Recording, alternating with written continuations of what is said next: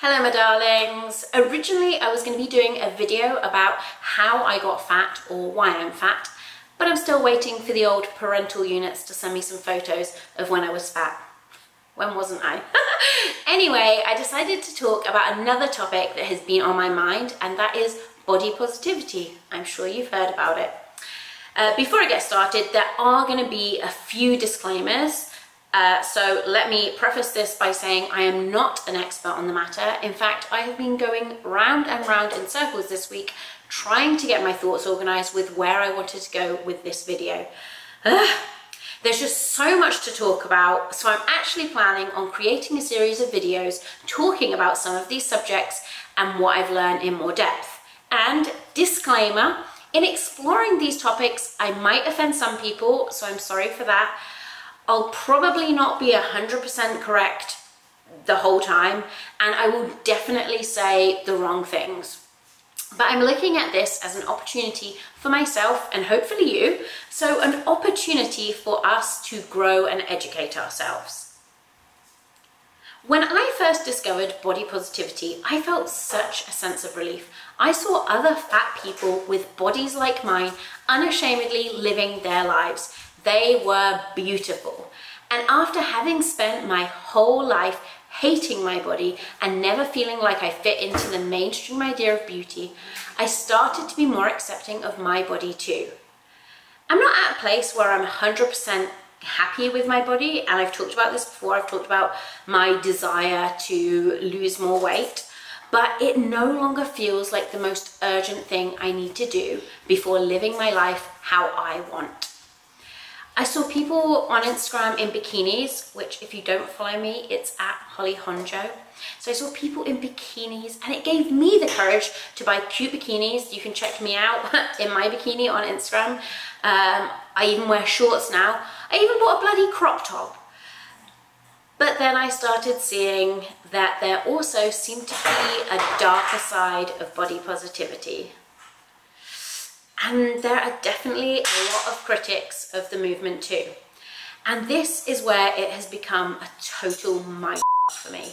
I'm seeing fat body positive influencers called out for calling out slim white influencers for using the hashtag body positivity, which is ridiculous because body positivity is for everybody. Or is it? If you Google body positivity, a staggering 130 million hits come up. There is no one cohesive central resource or single authority on body positivity, and there are tons of different interpretations of the meaning body positivity. However, for the sake of simplicity, I'm going to say that these are some of the generally agreed upon tenets of body positivity. And this is not an exhaustive list. Everybody has their own personal interpretation, as I said. So, body positivity means, number one, accepting your body and any changes in its shape, size, and ability. Number two, it's being able to live comfortably in and care for your body as it is right now. Three, it's challenging the way society views the way different bodies present, i.e. non-white, disabled, etc. Four, body positivity is addressing the unrealistic beauty standards as portrayed in the media. Now, these certainly sound like great principles to live by, and I don't disagree. So I do think in large part body positivity is for everybody. However, modern day body positivity is no longer recognizable as the movement it started out as. Body positivity is a faction under the larger umbrella of the fat acceptance movement, which started in the 1960s with the aim of eliminating discrimination based on body size. Between 5 to 10 years ago, fat activism experienced a resurgence due to fat black women, this time not just for fat bodies, but also other marginalized bodies, as a place where fat, non-white, trans, disabled bodies, etc. could be liberated, could fight social stigma, and whose voices could be heard. However, if you type in body positivity on social media these days, the marginalized bodies for whom it was intended are replaced by white, slim, and by that I mean people who wear straight size clothes. I didn't make that up, it's an industry term. Cisgender, heterosexual, able-bodied women. And whilst they might be dealing with their own insecurities, low self-esteem or poor body images, they are still in a socially acceptable body.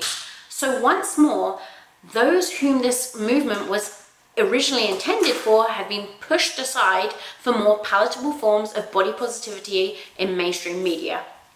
So yeah, I can see why some people are pissed off. So when I see people lambasting fat body positive advocates for not being inclusive, I feel like there's some misunderstanding why or where their anger comes from. I know a lot of people find thin white women showing cellulite, skin folds, etc. useful. I've even learned a ton about how much photos are altered on Instagram, which totally blew my mind, to be honest. So I'm not saying that they are doing anything wrong or that their own insecurities, body hang-ups, etc. are not valid. They are. Everybody has struggles, and in the same way I found peace and acceptance with the plus-size body positivity community, many other women can and do benefit from these women's experiences. And of course, not every community is meant for everybody. But the issue is that when body positivity becomes about all bodies, those bodies that are already privileged or socially acceptable continue to be the status quo, and those marginalized bodies still face the stigma, bias, discrimination, and harassment that runs rampant in our society. Not to mention the fact that they are profiting off the labor of fat people, who we know get paid less than their slimmer counterparts. And don't get me wrong, I realize that I am also a white, cisgender, heterosexual, small, I think, fat, with plenty of privilege. Which is why, as I research this and learn more and more about the roots of body positivity, I wonder if this is also space that I should be taking up. And I really do go back and forth on this. I've heard that a number of fat women have actually been taking a step back from using the hashtag body positivity, as it's lost its original meaning, and instead use fat positivity as a space to reclaim size acceptance.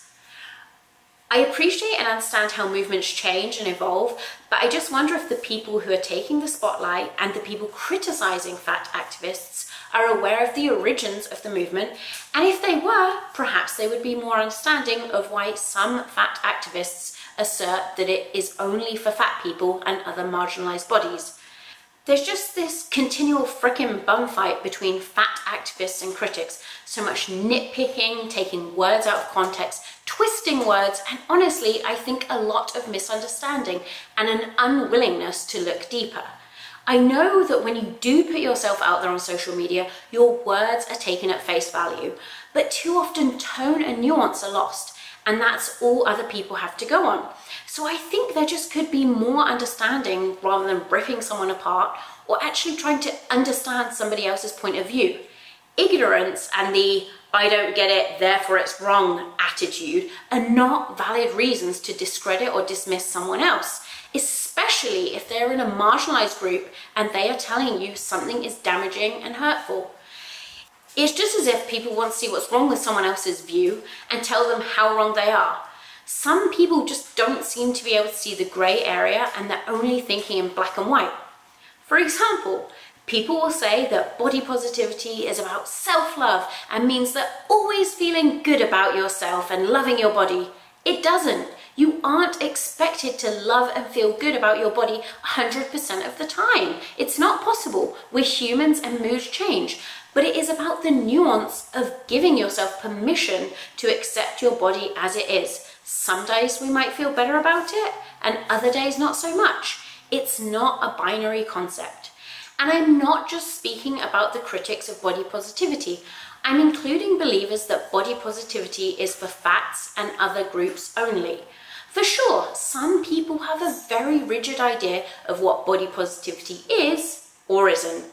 But it looks like the movement has already shifted to a very different place anyway. But then again, maybe we need people like that. If you think of body positivity as a spectrum, and on the one end you have the staunch believers that body positivity is for every body, we would see marginalized bodies pushed aside in favor of conventionally acceptable bodies. The middle of the spectrum would also be the conventionally acceptable bodies, aka the status quo. And then the opposers of body positivity is for everybody, the fat and otherwise marginalized activists. If body positivity was simply accepted as it is in its current form without being challenged, we as a society wouldn't be doing ourselves any favors, and we would see no progress. At this point, I could go on and on, as if I haven't already, with caveat after caveat of the nuances of body positivity, but I'll stop here with my final takeaway. We shouldn't feel forced to pick a side, and I don't believe we have to, but we must accept that there is no one answer, solution, or movement that fits everybody. And in a way, that is the beauty of life. But that also means you don't get to judge or criticize a movement just because you don't understand it. And I mean really understand it. I truly love the idea of body positivity and it being for everybody. We could all do with being a lot kinder to ourselves and others. But the fact remains that while slender white bodies, cellulite stretch marks and skin folds are at the forefront of the movement, we are not challenging the status quo. And whilst I don't personally embrace every aspect of body positivity, more videos on that later, it has really helped me with my mental health. I no longer feel at war with my body, and that is a win for me. Thank you so much for watching. I hope you enjoyed it and I hope it gave you something to think about. If you have any topic you'd like me to discuss in future videos, please do leave me a comment below. Like I said, I'm planning on creating more of this type of content and digging a little bit deeper, unpacking a bit more into my experience with body positivity. Speak to you soon. Bye friends.